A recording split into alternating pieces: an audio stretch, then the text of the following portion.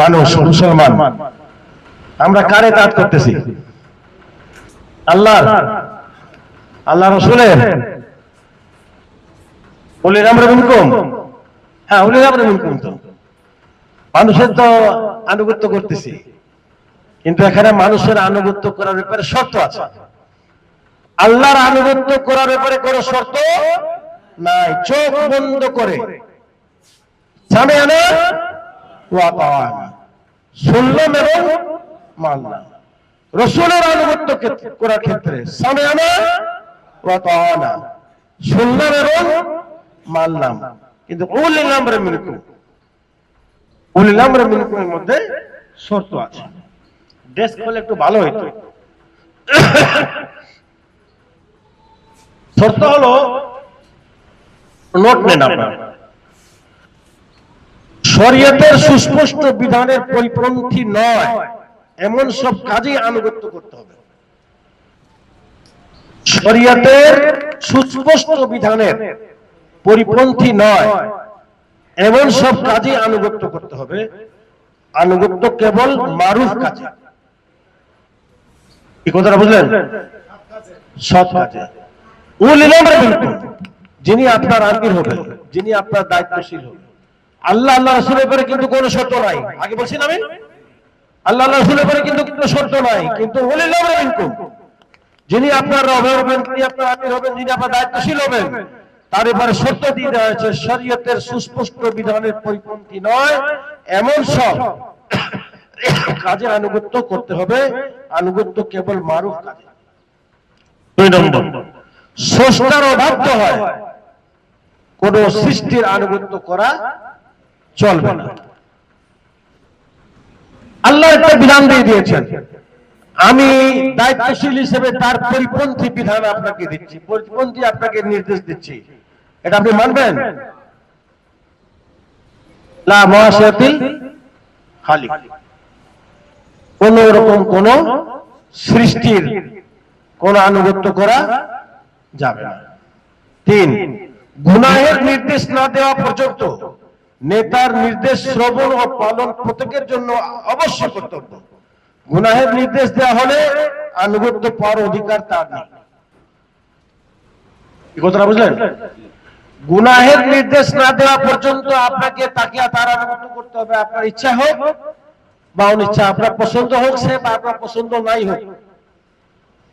কিন্তু যেহেতু সে আপনার আমির, যেহেতু আপনার সে দায়িত্বশীল করা হয়েছে, আপনাকে তার আনুগত্য করতে হবে। হ্যাঁ, যখন গুনাহ কবিরা করার মতো যদি কোনো নির্দেশ দেন, তখন তার আনুগত্য করা যাবে না। 4, গুনাহ ও খোদা নির্ধারিত সীমা লঙ্ঘনমূলক পরস্পর সহযোগী হয় না। এসব কাজে কোনো সহযোগী হবে না।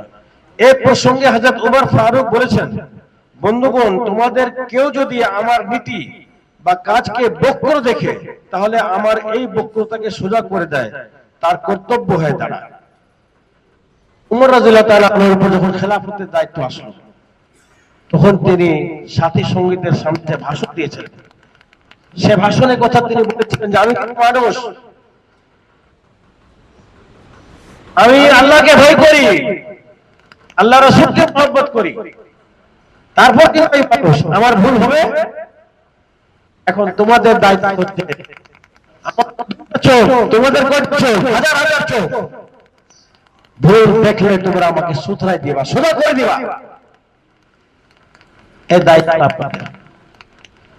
আপনাদের যিনি আমির হয়েছেন, আপনাদের যিনি সভাপতি হয়েছেন, তার আনুগত্য করতে হবে, এটা ঠিক, কিন্তু চোখ বন্ধ করে নয়।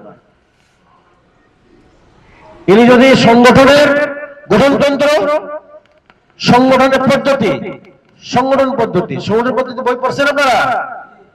কে কে পড়েছেন? হাত তুলেন দেখি। ওর দিকে পড়েনি, বস। সংগঠন পদ্ধতি অবশ্যই পড়তে হবে, সংগঠন পদ্ধতি অবশ্যই পড়তে হবে। তাহলে আপনি সংগঠনকে সার্বিক দিক দিয়ে আপনি সহযোগিতা করতে পারবেন, আপনি সংগঠনের নিয়ম নীতি অনুযায়ী চলতে পারবেন।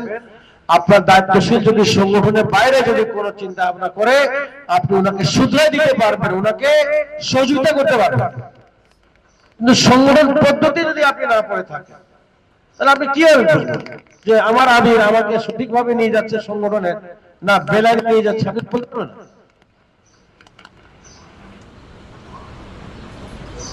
আনুগত্য কিভাবে করতে হবে? নেতৃত্বের আসনে যেই অধিষ্ঠ হবে তার আনুগত্য করতে হবে, আপনার পছন্দ হোক অথবা পছন্দ না হোক। ক্লিয়ার কথা, এখানে কোনো ফিতনা সৃষ্টি করা যাবে না। উনাকে আমি মানি না, উনার ভিতরে এই ত্রুটি আছে, উনার ভিতরে এই দুর্বলতা আছে, এইসব কথা বলার কোনো সুযোগ নাই। সামষ্টিক ভাবে যখন ফয়সালা হয়ে গেছে, আপনাকে মেনে নিতে হবে। আপনার কথা থাকলে আপনি দায়িত্বশীল সাথে কথা বলবেন, কিন্তু আনুগত্য করার ক্ষেত্রে কোনো গাফলতি করা যাবে না, নাহলে আপনার আমল নষ্ট হবে। দুই, সহজ অবস্থায় কঠিন অবস্থায় এবং সন্তুষ্ট চিত্তে তোমাদের অধিকার নিশ্চিত হওয়ার ক্ষেত্রে শ্রবণ করা, আনুগত্য করা তোমাদের কর্তব্য। প্রত্যেক মুসলিমের উপর নেতার নির্দেশ শ্রবণ করা, আনুগত্য করা অবশ্য কর্তব্য।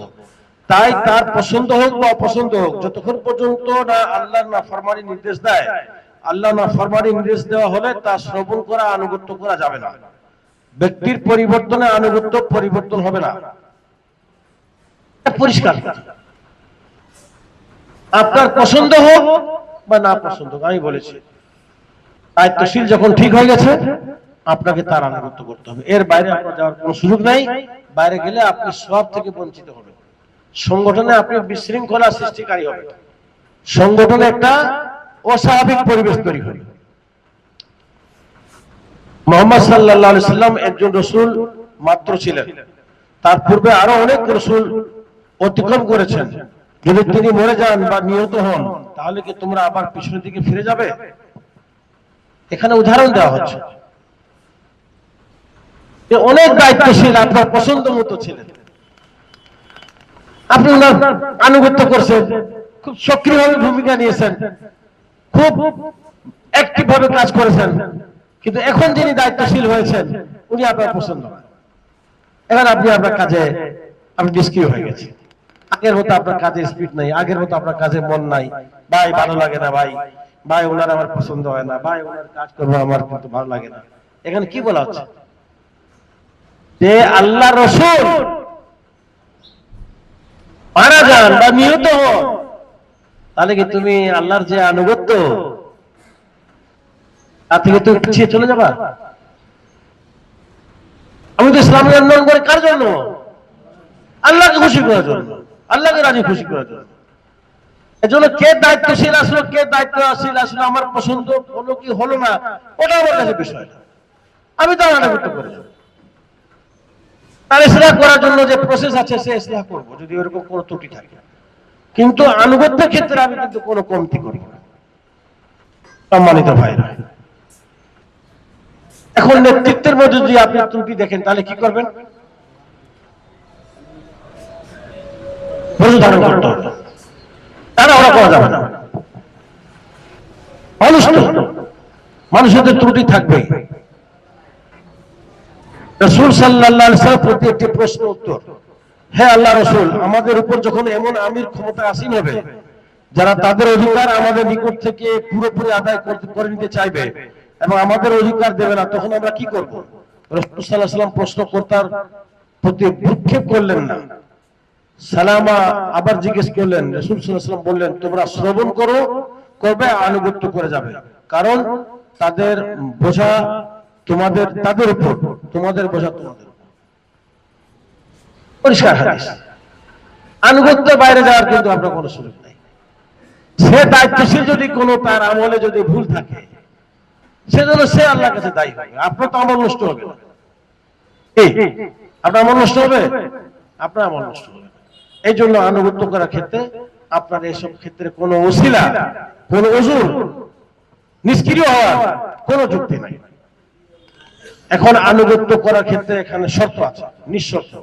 আনুগত্য মূল অধিকারী হচ্ছেন আল্লাহ, দ্বিতীয় অধিকারী হচ্ছেন আল্লাহ রাসূল, আর তৃতীয় অধিকারী হচ্ছেন সংগঠন আমির।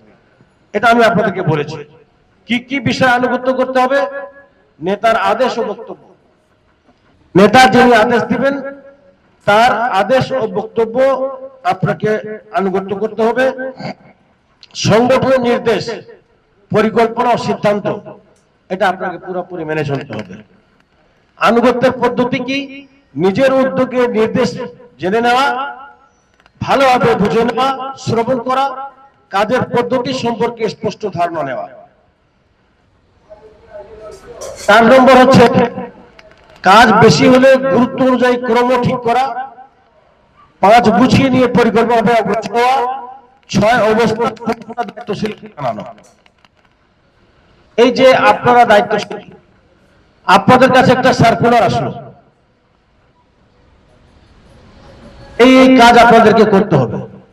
আপনি ওই সার্কুলার ভালোভাবে পড়লেন, ভালোভাবে আপনি দেখলেন না, বাস্তবায়ন হবে?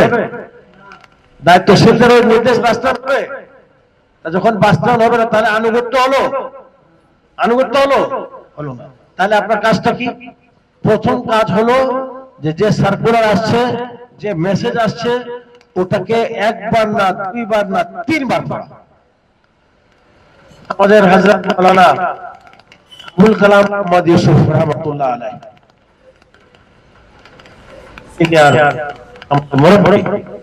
তিনি আমাদেরকে বারবার বলতেন যে দেখো, কোন কেন্দ্রের সার্কুলার যদি আছে তো কোন পক্ষে 3 বার পড়ো, তাহলে তোমার দ্বারা ভুল হবে না। এই জন্য আমি আপনাদেরকে বলবো যে কেন্দ্রের যে কোনো মেসেজ মোবাইলে আসুক বা আপনার কাগজে কলমে আসুক, আপনার কয়বার পড়তে হবে? কয়বার? 3 বার পড়তে হবে। এটা কিন্তু খেয়াল রাখবেন। তাহলে আপনি পুরোপুরি করতে পারবেন না, সংগঠনের সিদ্ধান্ত পুরোপুরি আপনি বাস্তবায়ন করতে পারবেন না। পরিকল্পনা আপনাকে দেওয়া হয়েছে, বছর পরিকল্পনা দেওয়া হয় না? এখন পরিকল্পনা আপনাকে দেওয়া হয়েছে, আপনি একবার পড়লেন, বাস রেখে দিলেন। একবার পরিকল্পনা পড়লে কিন্তু এটা মাথা ধরবে না, কমপক্ষে আপনাকে 2 বার 3 বার পড়তে হবে।